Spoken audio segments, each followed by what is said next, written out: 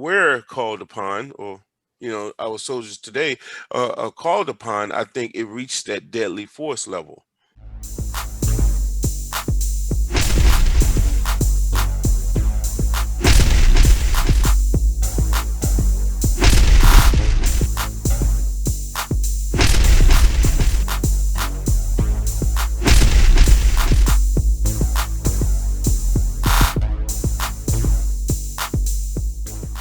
Welcome to Pull the Pin Ready, a place where average veterans come to share their opinion on the world we live in. We can't guarantee you're going to like our opinions, but we promise we're going to enjoy giving them to you. I'm Jim. And I'm Mike. Let's pull the pin. All right, Mike. All right. So hey, let me ask you, ooh, what's on deck today to talk about? Well, Jim? I was going to say, normally, Mike, you are so great at bringing our topics, but I had an interesting conversation today, and I thought I'd carry it over here with you. Okay. I was talking to a fellow veteran, and he proposed some concept that our military is designed and purpose is to go to war to kill people. And fundamentally, I had an issue with that. And I want to get your opinion so I can see where I am on the spectrum of that. I agree with the vet that you were talking to. So you agree that we form our military to go to war and kill people? Yes. So I would assume that if that was our purpose, we wouldn't have things like rules of engagement. We wouldn't have uniforms and guns to show up. We just go in there and just destroy everybody, right? We have the technology for that, wouldn't we? Yeah. So why don't we just do that? Why do we even bother with all the rest of this stuff? Why do we bother with intel? Why do we bother with any of that stuff? Why don't we just go in and drop bombs on everybody? Well, sometimes we do, but to keep it in context, I would say that, the ultimate intent of war is to kill people. Well, yeah. And that's the deterrent. I want to separate the intent from the possibilities, because let's just say we fill our unit up and we go to the beaches of Normandy, right? Obviously, we know what happened there. A lot of people died. Okay, right. Let's say we showed up in Normandy with all these soldiers, all this plan, and let's say all the Germans came out and put their hands up. Do we just say, oh, screw that, we're at a war, and just plow everybody down and we're done? Politicians can order that, but I would say no. Sure, right. People would be like, well, they're surrendering. I mean, even that's why we have rules. The Geneva Convention created all these rules. You can't double tap, you can't, because they know that's not the intent. War is not to kill people. It is a very practical and possible outcome. Why? Because you're usually finding yourself up against other men who have something strongly they believe in, and they're willing to die for their country. But if either side was to willingly submit, the conflict's over. So the intent is not to kill people. It's never been to kill people. You have to train to do it because it's very likely you'll go to that level. No, I disagree. The intent is to kill people. Right? To get them to do whatever it is that you want them to do or not do. So you don't think pointing a gun at somebody can get the same result as putting a bullet in them? It is, but our intent when we go to war is to pull the trigger if they don't do what we tell them to do. If, right. And that's what I appreciate, because I like that you brought that word if. Right. Because you brought the word if, that means there's another possibility. True. If they don't do something, or if they do comply, then they don't get killed. If they don't get killed, it defeats the whole purpose of us being there, because we're there just to kill. Right. Oh, okay. So would it be safe to say you're looking at this, let's say from a law enforcement standpoint, levels of force? Well, it's fair enough to compare it, because I think law enforcement do this every day. They don't go out to just, shoot people, whatever. They take that step. Right. Yeah. So we use the word voluntary compliance. Right. I mean, that was a term we used. We are trying to get someone to voluntarily comply when they have broken the law. Now, war is a little different because technically there's not a law, it's a disagreement. Right. But one side sees their right and the other side sees their right, almost like a street fight. Exactly. Now, if you went into a street fight, you both go out and you get in that ring. The only reason you're throwing punches is because that person is going to throw back. Right. But if somebody were to walk out there with, what was that? Was that movie Friday? What was that dude? Debo? What's that guy's name? Yeah. Now, if he walked out there and looked me in the eye, I'd be like, all right, you win. That's cool. I'm all right.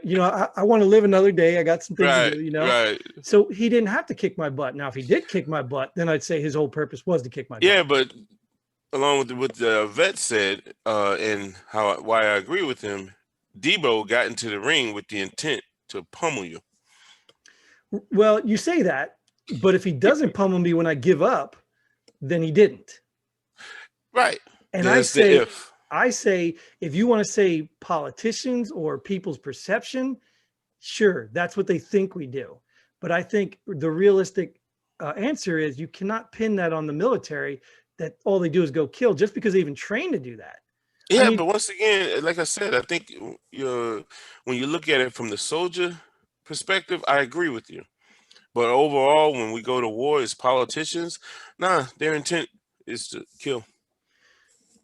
Their intent is not to show our military might, and then okay, they're compliant. Now we're going home. No. Drop some rounds, drop some bullets. Shoot some bullets. Yeah, take a couple out. I don't think that's their intent. I think that's their tactic. And I think that's the tactic they use to get the compliance. They get the surrender. They get the people to back off, to stop fighting. That's their tactic. Because I believe in my heart that even if the nastiest, meanest politician in the world wanted to go to war, he may be hoping for conflict. But in realistic, if we walked into a foreign conflict and we said, hey, the American cowboys are here, and everybody said, okay, we quit. Not like that'll happen. But if we had, it would be done. Nobody'd be like, egging the guy on, like, hey, no, here, shoot at me, hurry up, shoot at me so we can kill you. Now, there may be people within the military, there may be politicians who ordered or agreed to this war who want that. But I just don't think it was designed to do that. In fact, I'm more likely to believe we even have a military to protect ourselves, not to kill people. And if that happens, but that's on them. How do you protect yourself? A show of force. Show them you're willing to kill them if they don't back off. Okay. Let's say now you're looking at it from a level of force perspective, and I can agree with that. But I truly believe the intent when we go to war is to kill. Yeah, because it reached that level. Well, maybe I have a problem.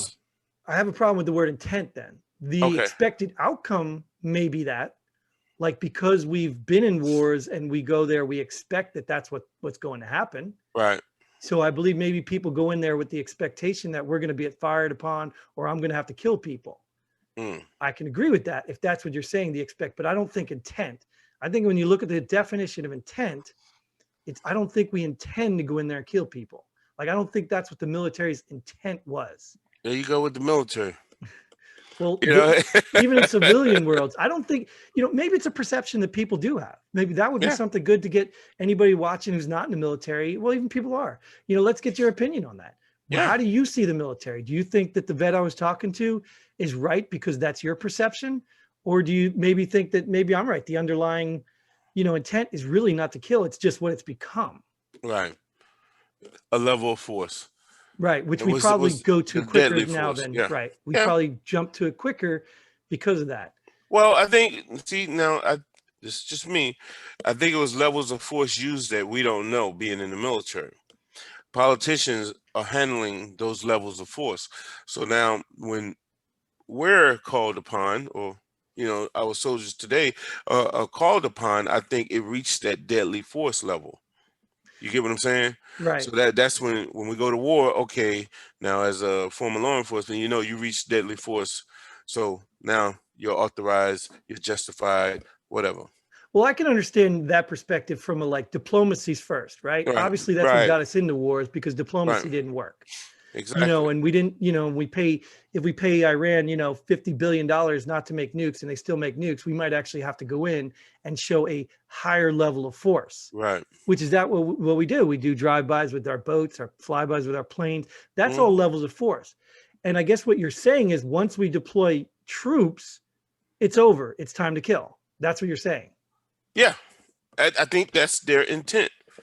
Okay. I still don't believe that, because well, and the reason I'm gonna try to back it up with some of my little knowledge I have, because my son is really into geography and things like that. He likes history, and he's been looking at some wars and plays this game where you conquer territories. Okay. And he watches videos and things like that. And as you watch these videos, like, this has happened throughout history, where countries have went into other countries and they completely changed the whole country into their rule. Right. Now, if they were going into these countries to kill, there would be no one to rule. So they really don't kill everybody, because anyone who's not resisting them gets to live. Right. There's the diplomacy, though. Once Well, again, it's not a diplomacy with civilians that have nothing to do with the diplomacy. well, no, I mean, they go in, let's say Rome. Okay. They go into different countries and say, hey, you're going to be with us now. You're going to be allies of us. You're going to live like this. You're going to pay us taxes, blah, blah, blah. Right? Short version, extremely short version. And some other country says, no, we're not doing that. Excuse me? Several other countries, right? Right. And then they end up what? Going to war. Correct. And now when Rome goes into that other country, right? They encounter a resistance, someone who forces them to kill, right? Yeah, I guess you could say that, yeah. But if they encounter a city with no soldiers, what do? They just take the land. Right. So there's So no they're war. not killing anybody. Right. Well, there's still a war going on, because obviously there's soldiers somewhere in that country trying to take them. Mm-hmm. So really, that's why I said if the intent was clear to kill, then that's all they would be doing. Why would you bother just people surrendering, saying, "Oh, well, all right, you're good"? No, shoot them, kill them. But that goes back to what I was saying before about how if you have this one country and they just stand there with their 10 soldiers saying, "No, we're not going to do that. We're not complying with your new rules or whatever. No, Rome, stay away." Woo, woo, woo. And then Rome comes there with their 10,000 strong army, and they're like, "Okay, their intent was to come in there and take them out. That's the intent, right? To go to war and take them out. But if those other soldiers, the 10 soldiers say, okay, we're not going to fight, then okay." So if it was their intent, why didn't they do it? Because there's no need. There's no need. Right. Okay, all right. I kind of get the angle you're coming from. I don't really necessarily. The thing about it is, I get yours also. Yeah, I don't necessarily agree with it. I think maybe the mentality is we expect to kill these people because that's why we're there. But I don't think that's the intent, because if it was, then you would kill them anyway. That statement you just said, I think we expect. What do you mean by we? We as in the soldiers, yeah. The people that are going there know that they're a last resort, and they're probably going to be fired upon. But even if they're not fired upon, you really can't just kill people. Yeah, I get that. But I think the point that's being missed here is the soldiers, the military is a mechanism that the politicians use to go to war. And like I said, I'm not looking at it from a soldier standpoint. You know, when you talk about, hey, we go to war to kill people. No, not the soldiers. No, the soldiers just follow orders. Right. Right. Okay. So, all right. Okay. So let's go with the premise like you brought up earlier, levels of force.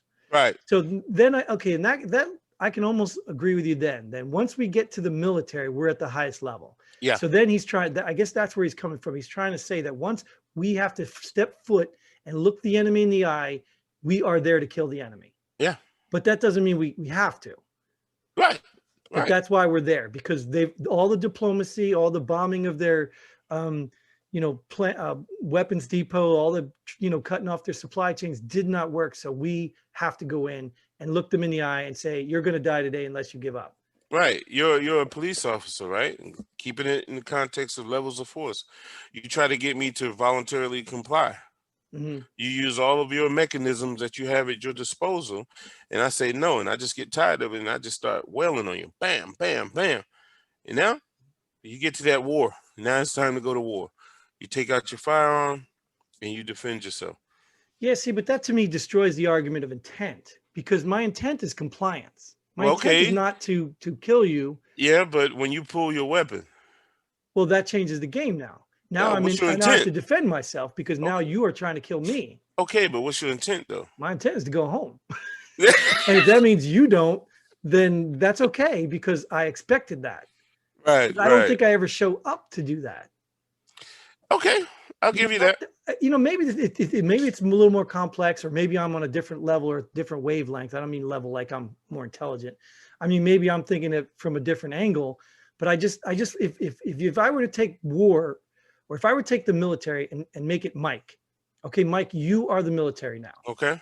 and I have to send you over there because you're a trained assassin, you're the only one. I'm going to send you over there. If I say, Mike, you need to go over there and kill everybody over there, that means my intent passed through to you is to go over there and kill everybody. Right. So now if you're saying that that's the intent of sending soldiers over there is to kill, then that's the mission. It wouldn't be to occupy, it wouldn't be to we wouldn't even have prisoner of war camps, any of that. So I don't believe the true intent is for you to go over there and kill everybody. The intent is Mike has the ability and, you know, the capabilities to go do that. That's why I'm sending him in. And once they realize Mike means business, I'm going to get the compliance I want. What do you think the intent of building the bomb? Intimidation. Okay. I mean, think about it. When was the last time we dropped one like that? No, excellent point though. It's if you show more arms, it's a intimidation tactic. You're right. Right. And okay. If you show more people, if you bring over an army full of soldiers, well equipped, trained, ready to kill, you intimidate them, and okay, yeah. I give up. Compliance done. So my intent could be to drop this bomb on you, right? And now you see the plane flying overhead, or I tell you about it, you see it, and you're like, okay, my intent is to drop it if you don't comply. So, but now, I want you to go back on that though, because I don't think your intent is to drop it. Because if your intent was to drop it, then you just drop it. You don't even tell them. Why wouldn't you just drop it? Well, wouldn't that be another show of force though, level of force? Right, but that's my point. Is your intent is not the level of force. You're willing to take it to the next level if you don't get what your original intent was. My intent is compliance. Right. And if you don't comply, I will use this level. And this level means I'm going to drop a bomb on you, which is going to kill everybody. But if you, just like you said, if you get that plane in the air and it starts flying over and this phone rings, dude, okay, we're done. That's it. Then you've reached your compliance, not your intention to drop a bomb. Yeah, that's why I say when you say levels of force, I can agree with that. And I think, I guess what the confusion is, and now I'm sitting here processing them. The confusion might be, is in that moment, the decision to drop the bomb is your intent to kill everyone. Oh yeah. So in that moment, so maybe that's what it is. Maybe we're separating the levels of force versus this level of force. Right. And maybe that's what he's getting at. And then maybe I can agree with that, but I still think we have discretion. I still think we wouldn't have EPW prisoner of war camps if our intention was to go over there and kill everyone. Yeah, but that's a tactic as well, though. The camps and EPW, all that other stuff that we were trained on. Let me ask you this though. In your training, I don't know what your training you got. I mean, you went to the same place, I assume. You were in my training, but do you not recall the strategy of wounding over killing? Yeah. Absolutely. So if our intent was to kill, why would they teach us to wound? And the reason they taught us was exactly what they said is, if you wound somebody, it requires someone else to help them. So now you've taken two people out of battle. Right. So if that was taught to us, why would I go there to kill people? Well, I don't know when you joined, but mine was also, I did get that, but mine was also the dying for your country versus having someone else die for theirs, remember? And I agree with that, but that's a dilemma. I don't think that's an intent. That's a dilemma. Okay. Because at the moment, if we go to war, my intent is to have some other man die for his country, not me die for mine. Right, but you'd have to have the circumstances to put that into play. You'd have to have the circumstances where this guy's got a weapon, he's pointed at you, you know he's going to kill you. Then you have to say, okay, now the dilemma is who's going to die for their country first. Right, but with that comes what? To be in that predicament, you have to be at war. Right, and you also have to have I don't know, maybe it's the word intent. I feel like intent is distorting the whole perception of all this. Yeah, but when you say like rules of engagement and things of that nature, does that really apply when you're at war? Well, that's why they're created, aren't they? Isn't that why the whole Geneva, the whole double tapping, you can't isn't that why that was all created? Yeah, but okay, I'll leave to humanely, not to act as a force to go and kill people for no reason. Yeah, don't shoot a person with the 50 cal. Right. You shoot the Yeah, equipment, right? Not the right. person. You got, hey, you know that little LB he's wearing? Yeah, I'm going to shoot that with 50 cal. Like, come on, Exactly. really? Yeah. And the reason it's created is because they can't have you going in with the intent to just kill and maim people. It's just inhumane. Right. Right. So I think even they recognize that if your intent is to go in and kill people, then your priorities are a little wrong. So I don't know. Okay. I don't know if is an answer. Maybe, I don't know. Maybe somebody out there might maybe put it more in clear in some statement. But to me, I think maybe it's two different levels of intent we're talking about. Yeah. Like maybe if you change the word intent to expectation. Or if you look at it from one perspective, being a politician, and what she is declaring war and what their intent is behind that with their military, and then or now we look at it from a soldier perspective. We don't intend to go over there and kill. We just follow orders unless the orders say to do so. Right. And yeah, I think that's the two different levels, maybe, or even more levels. Let's take it another mission. Like, let's just say we intend to take out Osama bin Laden. Right. Like, I don't know if that was the true definition of the mission, was to take him out or just to take him out of command. You know what I mean? So I think that would be clearly distinguished by the person who ordered it. Like, take him out or take him out of command. So if that was your intent, you're specifically intending to go and kill someone. Right. If that was there. But that doesn't say kill everybody en route. I mean, that could be part of the mission too. So in that aspect, yes, I understand you are intending to kill. But, maybe that's what makes it confusing, because the intent has to come from the order. Yep. Maybe you're exactly right. As soldiers, we don't intend to kill anybody. Right. But I think maybe what you're saying is the politicians taking us to war, giving the order to use that level of force, their intention may be to kill. Yep. So we could both be right. That's fair. Yeah. I agree with that. I think both sides are right on that. This is why it's important to have conversations. Funny is exactly in the beginning I sided with the other guy. Now I sided with both of you. Well, even me in the beginning, I kind of disagreed with his approach, but now I can see there is a way that he could be correct. Right. So that's good conversation. Yeah, I wish he was here. Often, right? He could. Now he probably would have saw it the same way. Yeah, I don't know. We'll just have to tell him to watch the episode. There you go. You can click like, share, subscribe, hit the bell, and leave a comment. We gotta tell him that too. Yeah, I think I might tell him that at the end anyway. Yeah. But So, all right, why don't we pull the pin on this? Because I think we had a good, productive conversation before we take it backwards and then start talking about things we don't want to talk about. Yeah, CIF. Yeah, there you go.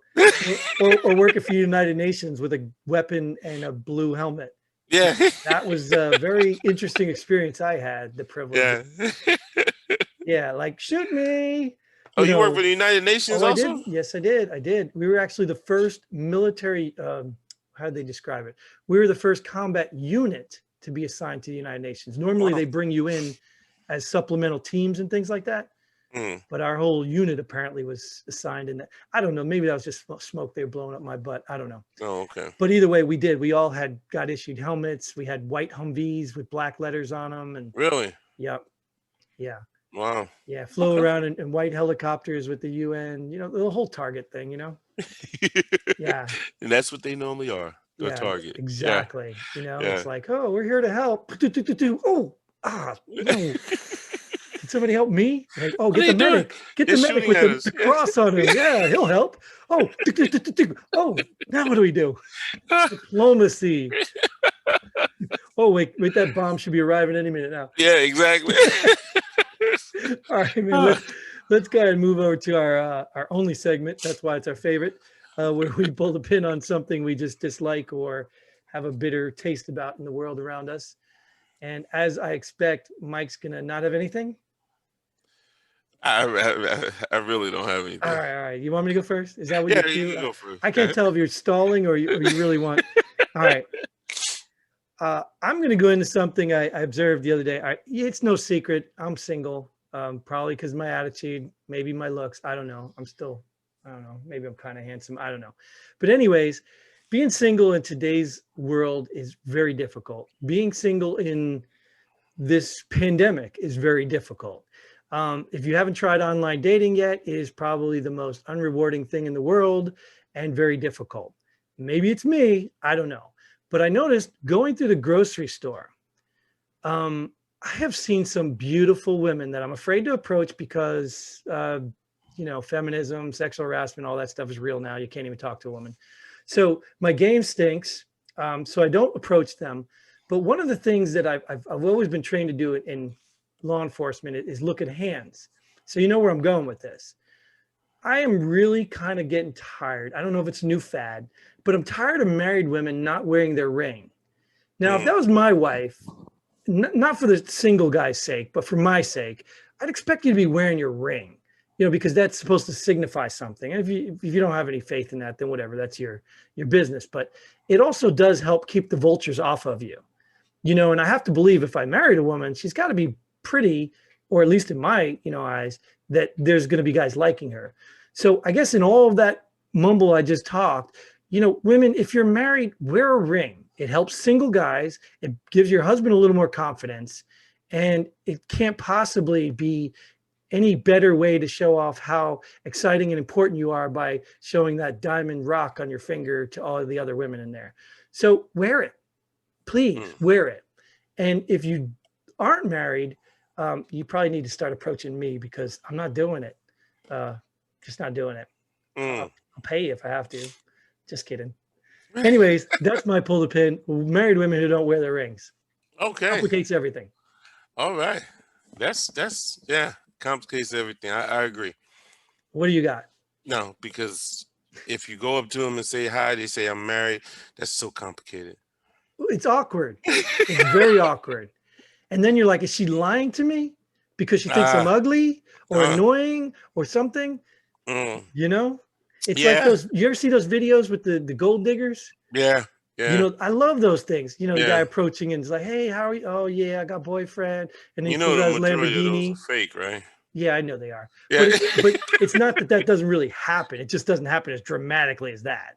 Yeah. That's a little probably. Dramatic. I just want to see one that's real. Well, I'm sure you have never experienced that. No. Then maybe you're ugly. Yeah. Or you don't have a Lamborghini. Yeah, exactly. I can't even rent one. All right, man. What is your pull the pin? I really don't have anything, but I'll talk about this. And for people out there who know me, they know this is something that's near and dear to my heart, right? Reading. I grew up, and I'm sure you did too, in an era where, reading is fundamental, right? Oh, Rip, yes. Yeah, remember that? Yeah. So, the school, my kids' school, they had this little book fair thing, and people had to donate money. Not had to, but you asked people to donate money for their e-wallet so they could go and they could buy books. So my kids came up with my kids came up with a whole lot of money, right, for books, a whole lot of money each. I'm not gonna say how much, but well over $100. My daughter went first, and the person that was assisting her, a total of 4 books. She's in kindergarten. 4 books. One of them was definitely outside of her reading comprehension level, right? And another one was just outside, but she'll get there probably, within a year or so. The other 2 were okay. But still, 4 books, 2 journals, diaries, and a whole bunch of other what I would describe as crap. Accessories, right? Yeah. The cool erasers and things, yeah. And then if you look at the price, the books are like $4, $5, maybe even $7. But all the accessories, $12, $16. I understand the school gets a cut, 25%. I don't care if it's 50%. But still, give the kids more to read rather than giving them all of that crap that has nothing to do with books. And that right there, that's something personal, near and dear to my heart. And, it's a book fair. Give them books. And that's why, to me, a lot of parents, like I said, if they do it again next year, we're not participating. And now what? The school misses out. Now I'm going to have to end up ordering books online, or I go to my normal spot, Barnes & Noble. That's my hiding spot, by the way, back in the day. Not anymore. But, yeah. Yeah. But now I have to go to those locations, and now the school loses out. I can't stand it, man. It's something that hit me today, and I have to pull the pin on that. I get it. Yeah.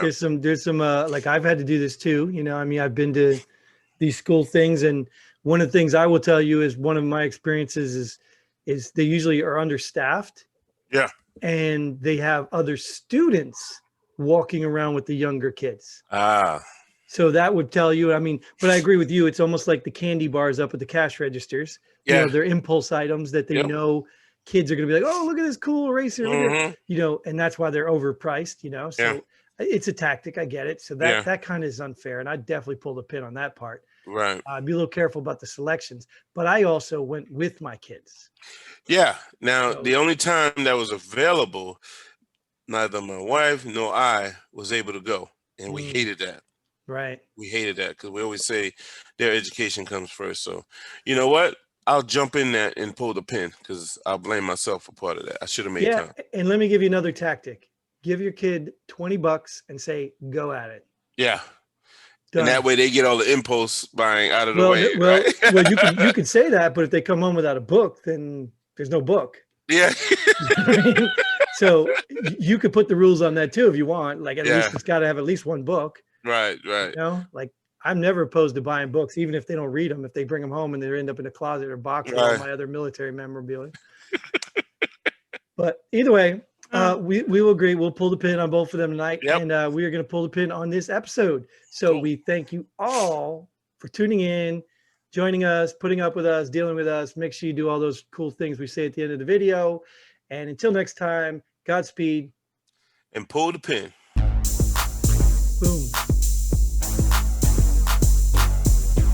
Thanks for joining us here. Pull the pin already. We hope you had as much fun as we did. If you like what we do, go ahead and hit that like button and share this video with a friend. Don't forget to subscribe and hit that bell button so you don't miss out on any of our future episodes. But most importantly, leave a comment below. Let us know if you agree or disagree with our opinions. Hope to see you here next time on Pull the Pin Already.